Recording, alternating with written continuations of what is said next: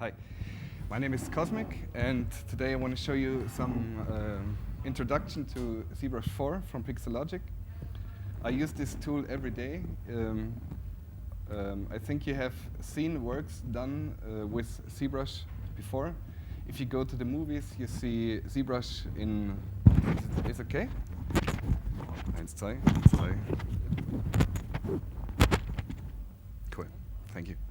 If you watch Avatar or Tron or every thinkable movie you can think of, I think the software Zbrush is used. I bought a license 5 years ago, and every upgrade that comes you get for free if you're a registered user. I'm not a seller from Pixologic Zbrush, but this is cool. Every new feature you get for free. And basically, Zbrush is a painting tool, but not only you can paint in the X and Y axis, but you can also paint with depth. You imagine you paint with oil color on a canvas, and you apply physically depth onto the canvas. And this is achieved. You have if you open up Zbrush, you start up. Kein Problem. Das ist einfach zu leicht.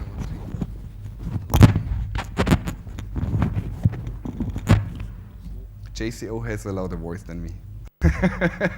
Okay, thank you. Okay, if you open up Zbrush, you get this interface. It looks a little bit complicated, but it isn't. You have your canvas. You can, as I told you, not only paint in the X and the Y axes. You have so-called 2.5D tools, and those you can find up here. And these tools are working like the tools in Photoshop, not that precise like in Photoshop. It's not meant to be Photoshop. But for example, if I take the simple brush, you build up your tool by yourself. It consists of a alpha. A alpha is a grayscale image, which defines the brighter the area of an alpha is, the nearer the paint will be on your to the camera or to your eye. And if I choose the simple brush and adjust, for example, a alpha 33, it's a custom brush that comes with Zbrush. Then you have here on the top mRGB, RGB, M, Z-add, and Z-sub. And Z-add defines that if I paint on the canvas with the selected stroke, you have line, you have freehand, you have drag rectangular, and so on, that I would paint with depth onto the canvas, and also with mRGB. mRGB means I paint with the color picked on from the color picker, and there are shaders. There are custom shaders, and you can build something them on your own. And if I pick this default material, and if I paint on this canvas, then you can see it's like oil you are placing on the canvas. And if I'd choose only RGB, Z-add off, and pick a color, like a green, then I would apply this green onto the existing depth information that's already on the canvas. You can use textures, and you can choose, for example, the rectangular stroke. And these sliders give you the possibility to say how great or high the intensity is you use this color information onto this existing depth information. And the thing is, this is only the start of Zbrush. The basic concept, if you go into 3D, you learn this once, and you can apply these techniques in the 3D space as well. And just to talk about the 3D space in ZBrush, you can handle at home. I have a system, Mac Pro with 8 gigabytes of RAM, and every tool I create can be 6 million polygons, for example. And this can be achieved it has no OpenGL. You don't have to have a really fast computer, but what you see are pixels with depth information. And to make this clear, I turn off the texture and go into the alpha palette and go to grab dock. And what you can see is that there's alpha created, the depth information for every pixel. They are called pixels, and there are pixels actually with depth information. And imagine if you want to create a character which has seams on the jeans or trousers, then you would go into the ZBrush and create with the 2.5D tools I show you the seam itself. I take Z-add, I use the mRGB, and I would say just quick and dirty, okay? And I would pick up this this alpha, and I can use this alpha in the further process for detailing the 3D model. I will show you it later. And now I'm going to go into one thing you can use. You have in the tool palette, you have 3D primitives, and you can use these as well as tips of a pen or something. I show you. I take the torus here and choose the stroke type for spray, and now I can spray with this onto my canvas, right? And to close the circle, you can always pick this depth information again and use this as a tooltip for your pen or something, right? Okay, this was the 2.5D part. If I go into the 3D part, I have to drag my 3D object onto the canvas and go into the edit mode. And the edit mode, I clear up this layer. You also have 2.5D layers like in Photoshop to non-destructively work with more layers in the 2.5D mode. I clear this up, and I'm actually in the 3D mode. And what this is, it's actually a 3D primitive which has some parameters here down here under in the initialize tab, and you can adjust the resolution of the model and so basic things. If you ever used a 3D program, you can. This is nothing new for you. But if I want to work on this model, I have to convert this into a polymesh 3D, and this is done by clicking at Make Polymesh 3D. By the way, this palette here on the side is only the menu functions here down up here. You can, for example, if I'm in the Material tab, you can, if you want to use this often, then you click on this icon, and it goes down into the palette, and you can quickly access this. And you can get rid of it by again clicking on this little icon here. Okay, if I want to use this as a tool for modeling, I want to model a head or something, then I have to convert this to a Make Polymesh 3D. And now in the geometry palette, you have, for example, the divide button, and if you click this, the resolution doubles every time I click on this. And if I go up in the resolution, you can see the lower resolution here. And with this slider, I can go back to my original resolution. For what can this be used if you are working on a model and you are doing the wrinkles and the eye sockets and so on? And you want to adjust the eyebrows or something, then you would have to move millions of polygons, and this wouldn't be accurate, and so you would go to a lower subdivision, do the adjustment there, and then go again up to the higher subdivision, and you wouldn't have any loss of the detail you made before.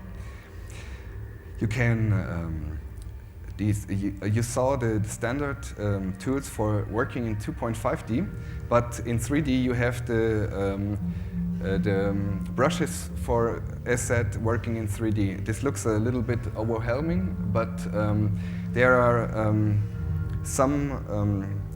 there are presets from combining the Z-add, the mRGB, and so on. And if I use the standard brush here, I can sculpt onto my model, or if I use the Z-Zub button here, it will carve into the surface and invert its effect. I undo this quick. You can also leave this Z-Add button at its normal state, default state, and if I drag onto my surface here and press the Alt button, then it will inverse the Z-Add function and carve into the surface. What's really cool about ZBrush is that you can work in full symmetry in all axes. You can activate down under the transform menu is activate symmetry, and you have X, Y, and Z, and you have also the possibility to work in radial symmetry. I'll show you this. If I activate X,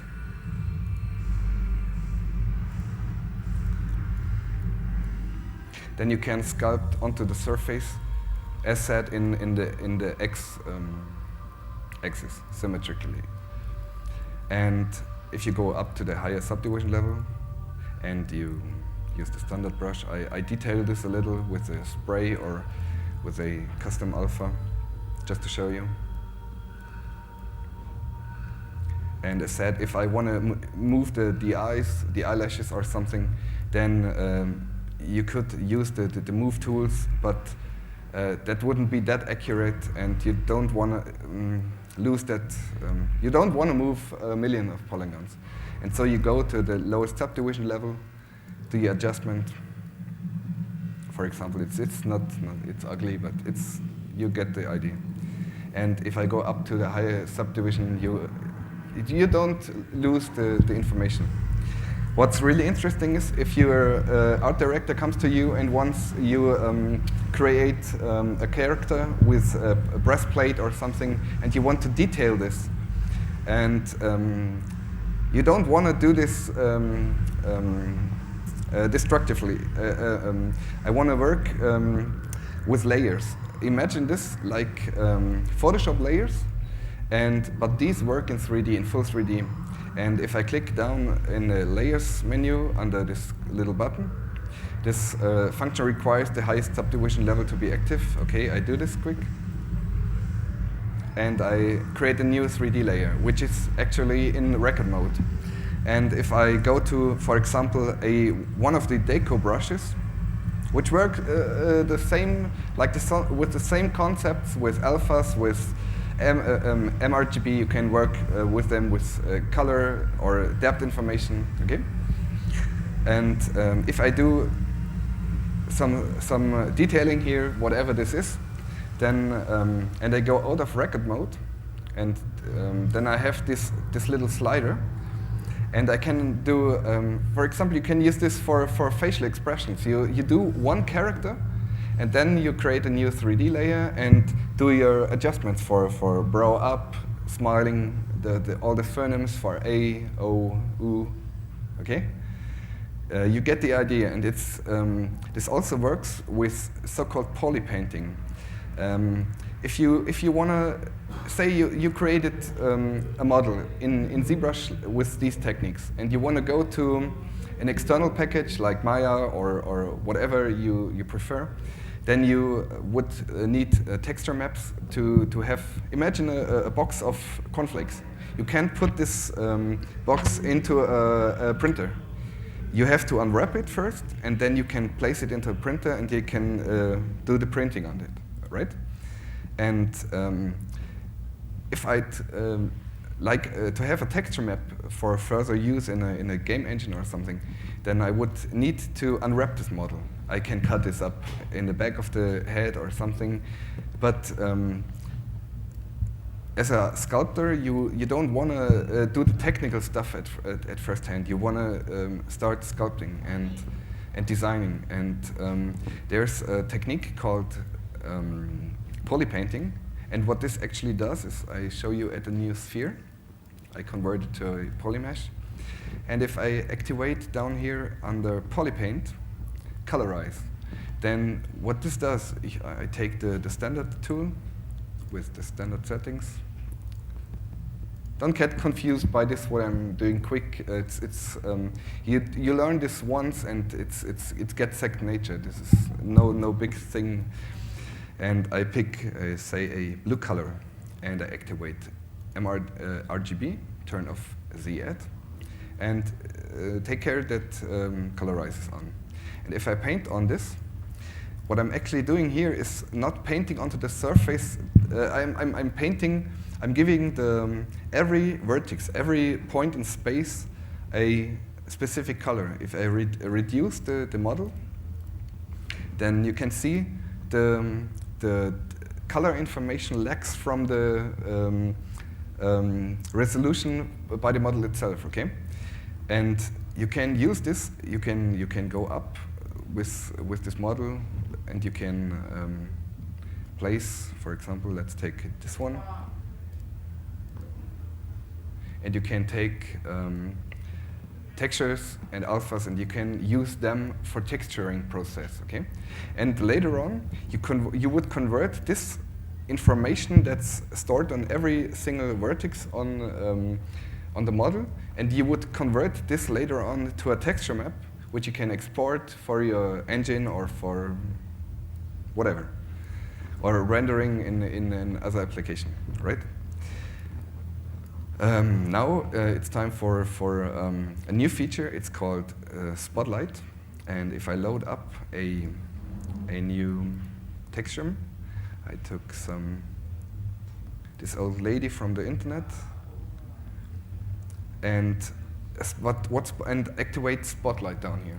And what this gives me is a little wheel, which I can scale up. I can do color correction in this. I can imagine you modeled a head, and you search for an image, and you go step by step in the texturing process and search for eyes, or you do.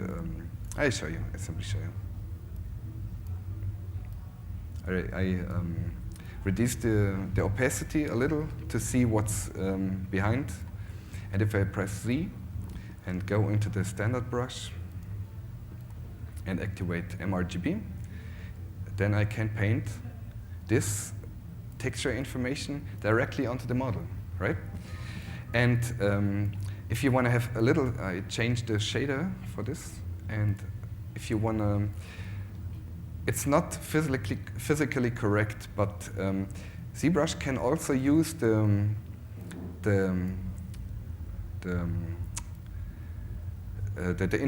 intensity information for using this as a relief. I show you. I activate Z add and deactivate for this short colorize. And now if I do this, it applies. I change the material to a reflective material so that you can see it better. And it applies the. It's not correct. It looks where it's brighter and where it's darker, and it transfers this information onto my model, right? And this makes the creation process of models really cool. But because you don't have to start in the modeling process by rule. You can also take a sphere. And you can, all the concepts work here as well. You can use symmetry, and let's see what will you get.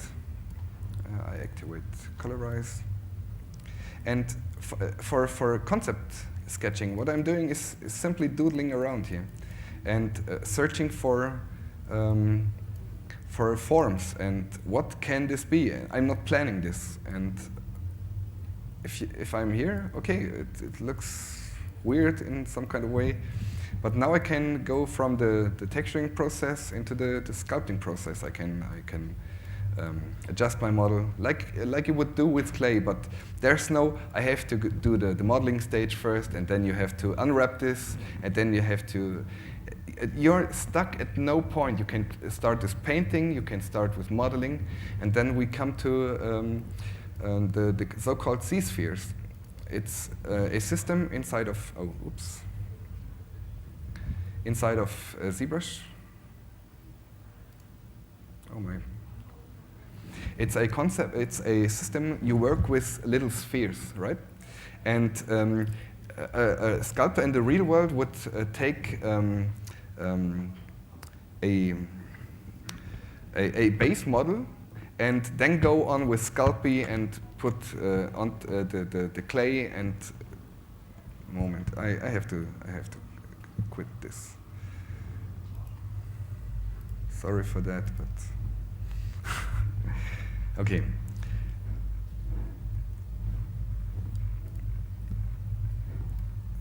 This is a Z-sphere, and you can also use symmetrical modeling on this. And I start, if I want to create a base mesh for a character, 2 arms, 2 legs, and then I would simply add more spheres, and moment. You get the idea. And okay, a neck. Okay, and under Adapt Skin, you can go to Preview and take a look at that, what you will get if it's converted. And if I do this, make Adapt Skin, this tool, 3D objects are called tools inside of Zbrush, is shown up here. And this is a skin, an adaptive skin, Z-sphere. And now I can use this as a base mesh. I can use, I can divide it some more and activate symmetry. And can use for example, the clay buildup brush to start sculpting onto this. Right? If you press the Shift key while sculpting, you can smooth out portions of it. And as said, I'm not planning this. I'm just doodling around like a madman. But the thing is, you can find new forms, new designs, new characters, and this comes with the doing of it. You can't plan this, and actually I cannot do this. And if I sculpt onto this, okay, say give him more. Okay, and then now give him some places for eyeballs. Okay, just to show you. Whatever this is, it looks ugly and sloppy, and say now I want to give this guy some eyeballs, then I would go to a new sphere.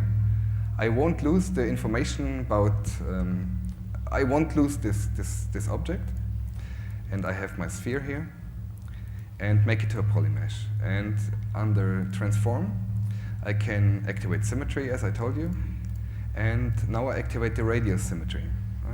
This was the wrong axis. Okay, right. And now I sculpted onto the eyeball, and this is, say, my eyeball for my character. And now under subtools, imagine this as a group of objects, a bunch of objects, and you would append this new. Hello? And I would append this eyeball. Now I have this eyeball in my list, and with the standard move tools, would place. Oh, I have to turn off the symmetry. Is this me? Okay. And I would scale this. And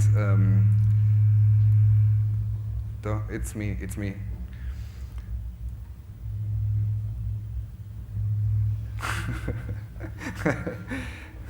Okay. And I would place the eyeball in the head. I scale it a little bit. And as I told you, if my system is capable of handling 6 million polygons, every subtool of this can handle also, can be 6 million polygons. And Zbrush doesn't use OpenGL. You don't need to have a high-end computer. RAM is not bad, but you don't have to use a high-end workstation. Okay, on the website of Pixologic, you can get plugins for free. I'm not using plugins for Photoshop, but because of the people who are using, many people who are using plugins can only use the specific plugin and don't learn the concept behind it to get there without the plugin, right?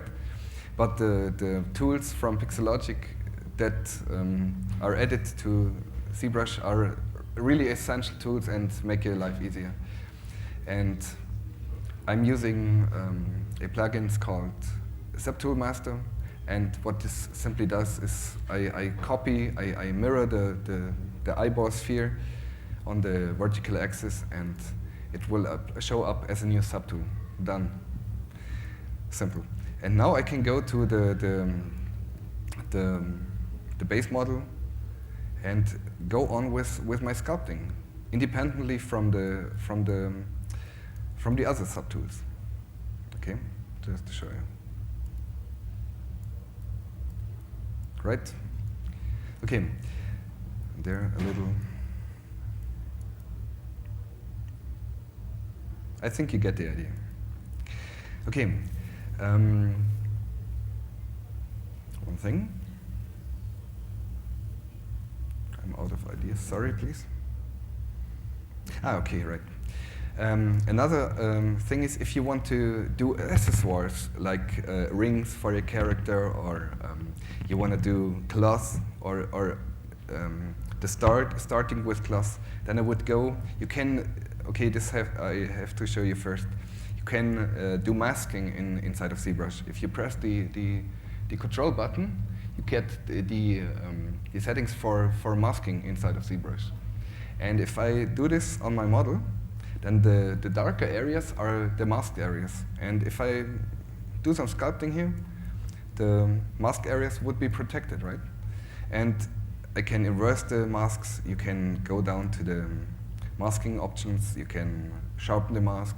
You can blur the masks.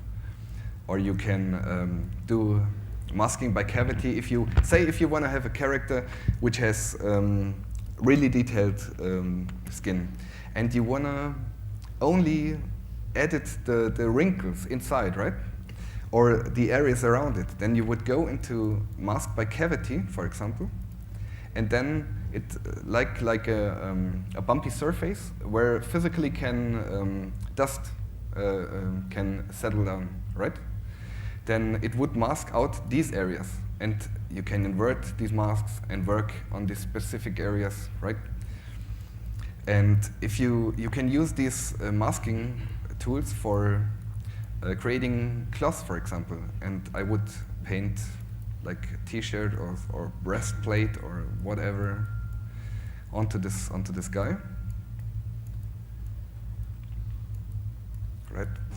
And under subtools, there's at first it's a little confusing, but you get used to it.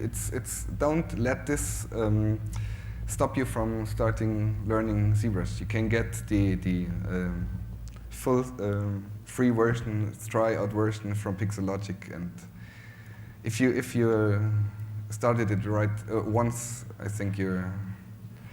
And there's the extract button, and you can do some settings here for the thickness or the smoothing that's done by extract.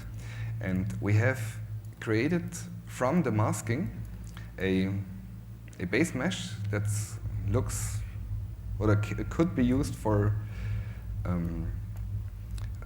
cloth or something. And I can adjust this a little with a move brush. And you get the idea. You can go into your favorite package and use this with physics, and that you have the right look that real cloth would give you. But for a starting point, this is quite nice. And as said, you have another subtool, and this subtool can also have, not on this machine, but at home, the machine can handle 6 million polygons, and this particular subtool can also be, I don't know how they do this, but it's not slowing down a machine, right?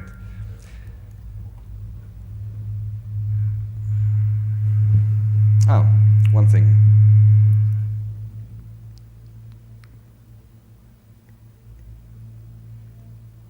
And as said in the beginning, if you want to detail your model with a alpha you created steps before, then you can use, for example, the alpha. Okay, the program shut down, but you get the idea. There's where the circle closes. There's no. This is 3D, and this is a tool, and this is. You can also grab this information, grab doc. And you have the depth information, which you can use for compositing purpose. You can use this for if you want to get depth of field effects. If you are inside of Photoshop, you export a depth channel, you export a subsurface scattering channel to get the effects with light scattering beneath the skin or something. And you can do the like an optical lens. You can adjust the focal point in post. Get out of 3D. They always tell, do the stuff in 3D till you're on a specific point, and then go into the post. Nobody renders the perfect scene in one take and doesn't adjust the shadows or something. Work with passes, right? And as said, if I go onto a new tool, edit mode. I also can use this as a brush. One moment. Make polymesh. Higher the resolution. Moment. Right? You get the idea, and and you can adjust the alpha tiling, for example. You can adjust alpha and texture. You can say alpha tiling, and this will repeat this alpha 5 times. And you create your tool within ZBrush. If you say you want a structure for this wheel of this mouse, right? Then you would just create a stroke, grab this as an alpha, and go on with sculpting on your real mesh. This makes this incredibly easy, and you can go into detail and into detail. And one thing you can, this model has now, I think, 8,000 polygons, right? 8,000 points, actually. And if you want to go really in depth, then you have the possibility to activate the white HD, right? And this is a mode which allows you to, in the left corner you see, we have actually 2.09 million polygons. And I can let's try what this machine can handle, okay? And no 3D package could actually handle this kind of high amount of points. And inside of ZBrush, if I want to work in the HD mode, I select an area I want to work on and press the A button. And now, these are, I think, 6 million polygons or so. I don't know what I adjusted in the preferences. And now I can go into this particular area. I activate a perspective, true perspective here. And now, just to give you an idea here, I take this in higher resolution alpha and carve here into the surface. I deactivate the alpha tiling right now. Okay. Just to give you a moment. If I go out of the HD sculpting mode, then this is what you get without the HD mode. And to show you the difference, if I press A outside of the model, you really can see the difference, I think. I detail it a little bit more. I quit this.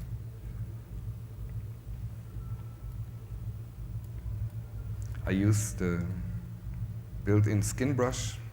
It's nothing. And this is how you can achieve really, really high detailed models. But no software would handle this. So you have to first have to unwrap this model.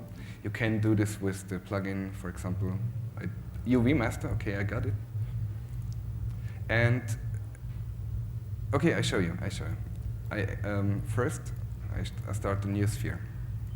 Make it a polymesh 3D, and go into unwrap. I can click on unwrap and use the default settings. But imagine if you have a character and you cut it here, right? Then you would run into problems, maybe into problems on the stitching points where the two cuts meet, right? And so you would place the seams on a not visible place like the back head or behind the arms or so. Okay, and you can use enable control painting, and I can choose a protect area. And what I do now is with the red color, I say, okay, I want to. Oh no, one moment, please. Sorry for this. I show it with a pre-made head or so. Document. No, I show you with this.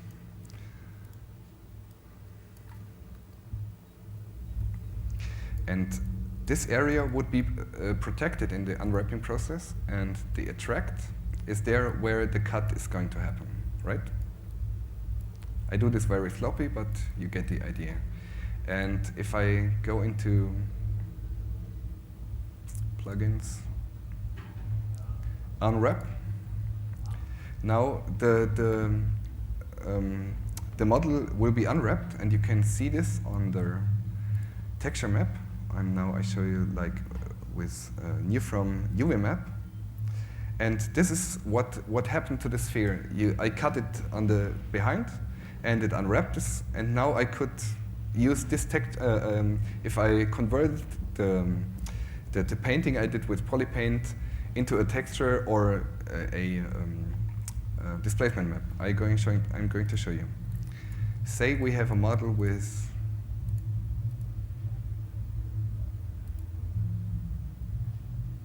doesn't show up the poly count, actually, doesn't matter. I just detail the thing a little bit with a so-called fracture brush. You can do your own brushes. But if you want to have this in your engine, or you can use this as landscape generator. They use it for matte painting, right? For backgrounds or something. And this model wouldn't ever, I don't know how high the poly count is. But the workflow would be that I go down to the lowest subdivision level that my system actually can handle, and then create a so-called displacement map. This takes a while, but this creates a grayscale map. You can see it here, which has also a grayscale image which deforms the model later on, or you can use this as a bump map. You can create normal maps. You can export everything out of ZBrush, and you the renderer inside of ZBrush is really cool. You can export different passes from shadow to diffuse or color. But imagine you don't have true perspective. If you have, I show you.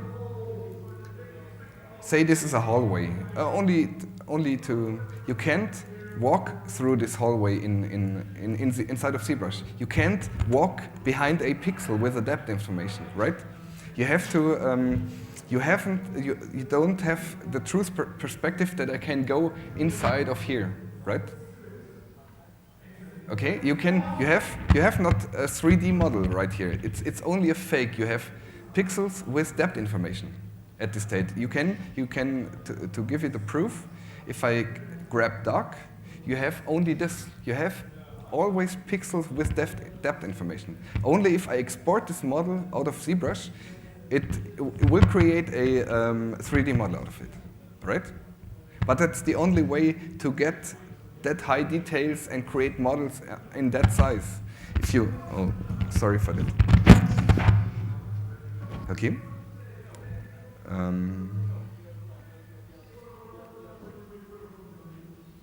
Do you have any questions? Sorry,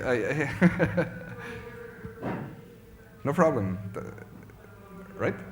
Okay. One really cool feature of ZBrush is the so-called Z-spheres 2.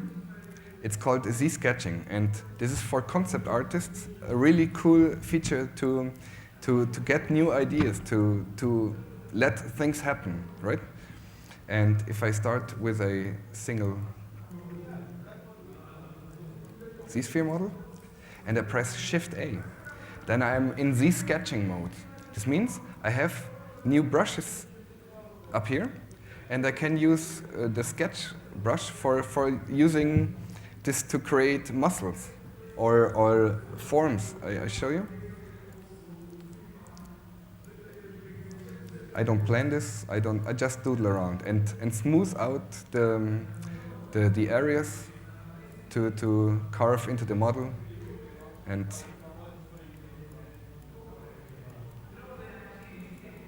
I don't plan this. It's just smoothing and scribbling like mad.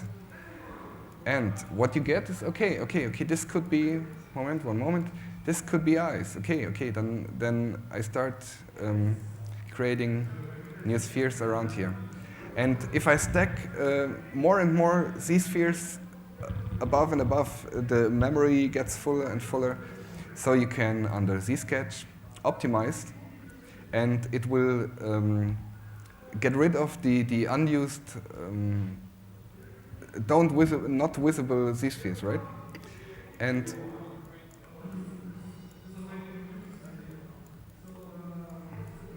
you can use the, oops. I don't know what I'm doing right now. I'm just doodling around and searching forms. Okay, this could be a nose. This could be the forehead. This could be the eyes. Okay, and then you can go to unified skin and and ZBrush lets you create a unified skin, which you can find in the tool palette. And it created a mesh for you, which you can also use as a base mesh for sculpting. And what's cool is that ZBrush creates so-called polygroups. Say if you want to have a character, you place it in a T-pose, and you would separate the arms, for example, to make your life easier. Today I want to work on the right hand. I work on two hands because it's symmetrically, okay. But then you have so-called polygroups. And say if I want to work on the nose, then I can just say I want to detail the nose, do the adjustments, and to speed up my machine, and to have my work focused on a separate portion, right? And the problem is, if you see, you have really harsh edges here, right? And if I go inside of this nose and move this a little offset, right? And I would activate the rest of it, then I would get harsh edges, and this looks awful. I undo this. And a new feature inside of Zbrush4 are group loops. And you can create groups by textures. You can create groups by alphas. You can create groups by masking. You can mask out several areas and then convert them to polygroups. Okay? And there's the starting point, the painting process. And now I show you, for example, the group loop feature. You click on group loops, and it recalculates the edges around the several polygroups with the settings you did for the polish, for the loops, how many loops are created. And if I say move this again, then you get razor sharp edges for creating mechanical work, right? And before Zbrush4 came out, Zbrush was an organic modeling tool. You can find thousands of creators who do heads or whatever. But with this new feature, you can the flow between razor sharp edges or hard surface sculpting and organic, the transition is seamless, right? There are, for example, the polish brushes. You can, for freehand, you can use them for freehand sculpting hard edges. I raised the resolution a bit and changed the shader to get a better idea of what you're doing. And if you want to model a mech or a robot or something, you can find these edges and beneath it.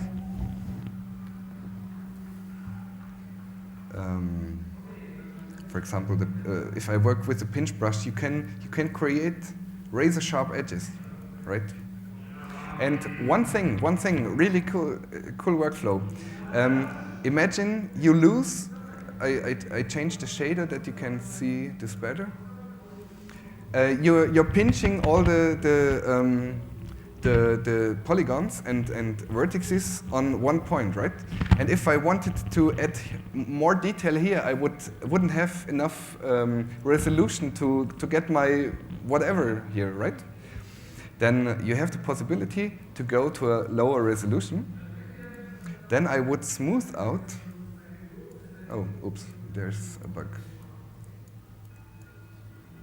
Bug. Oh no, my fault.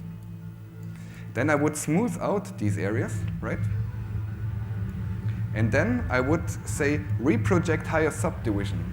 And this will take the information of the higher subdivision level and reproject it onto the base mesh, which has a better topology to get in these areas. It takes a while on this machine.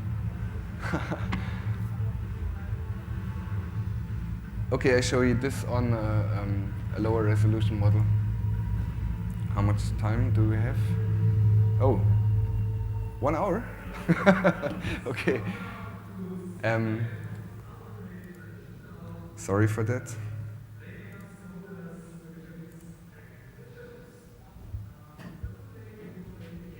Okay, this I want to show you. This is, okay, I have the model. I did some adjustment here, raised the resolution, and did some hard surfaces. And a little bit of pinching. Right, I'm losing resolution here. Here's it really dense, but here I would need more information or more polys. I would go to a lower subdivision level, smooth it out, and reproject higher surface information. And what this does, it arranges the information, the mesh new, and gives me the possibility to have more resolution on these areas without losing the whole mesh, right? And if I wanna, just one moment, then I would have enough resolution at this point, and not if I'm pinching it here, right? Have you any questions, please?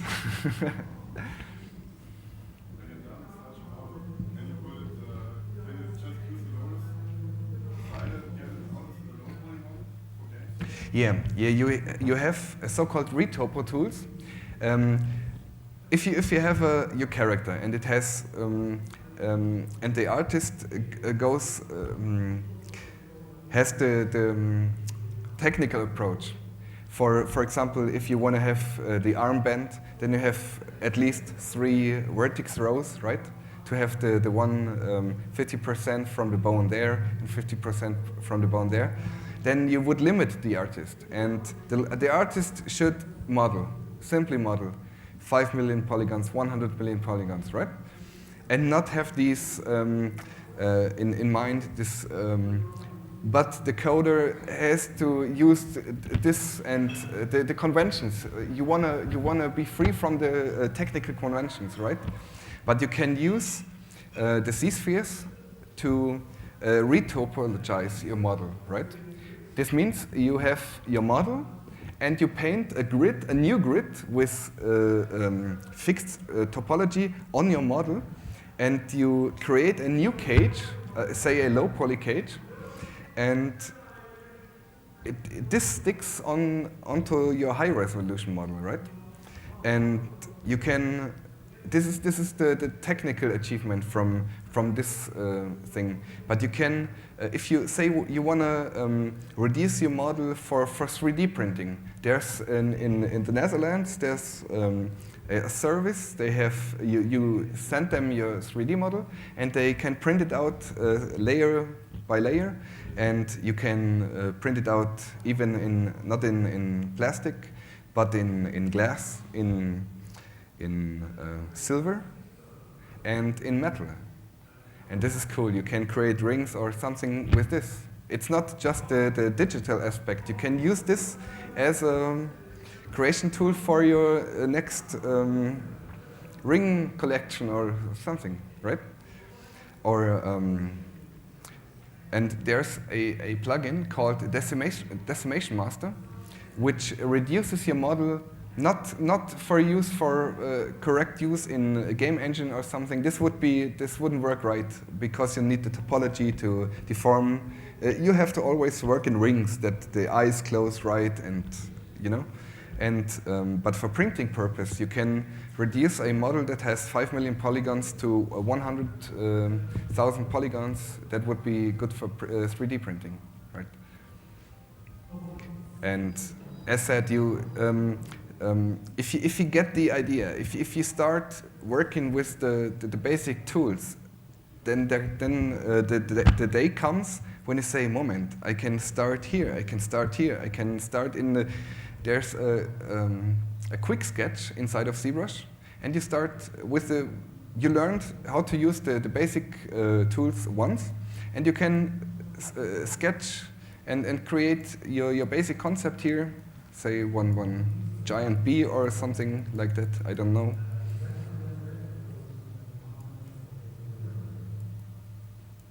And you can start from here, or you can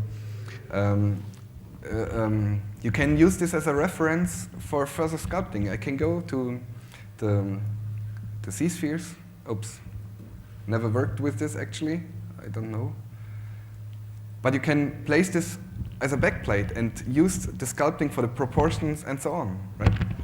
And also, Zbrush has a new timeline for, say if you have a model and you want to show it to, 1 second please. I initialize Zbrush.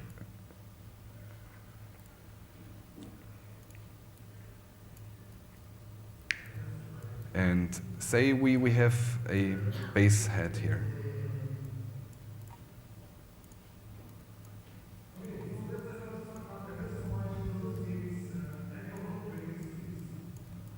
Right.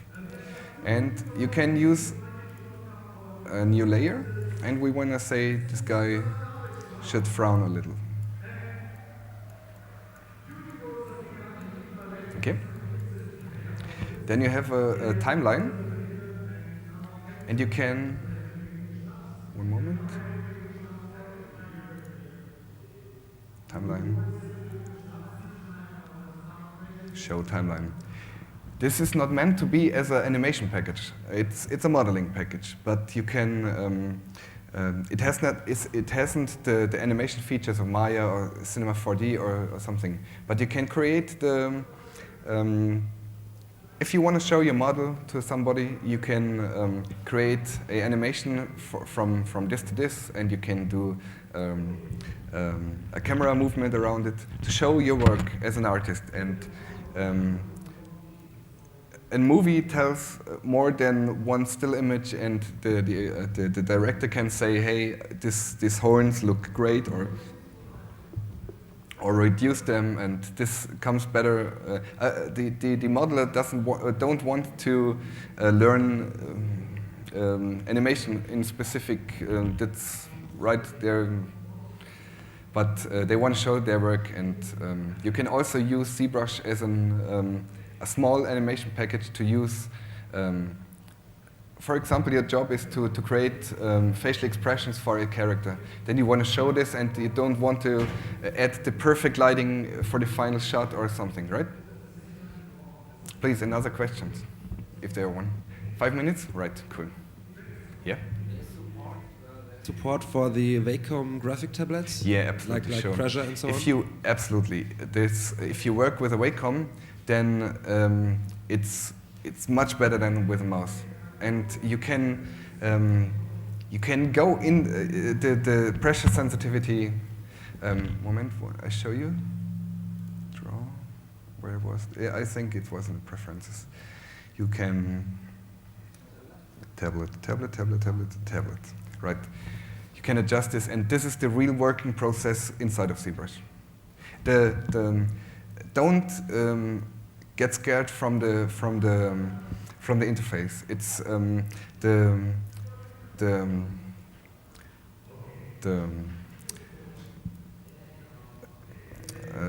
the movements you can do inside of Zbrush are for the canvas are up here.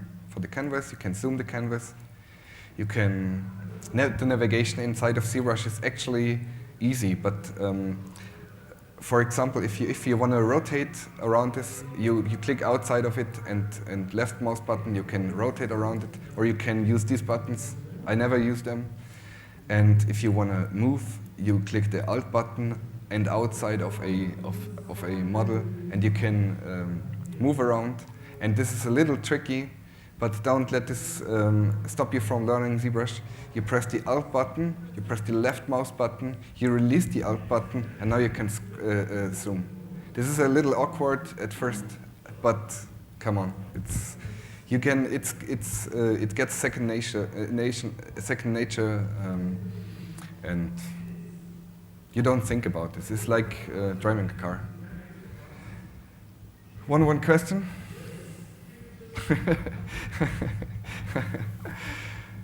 Okay, then thank you for coming, and I hope you enjoyed the show.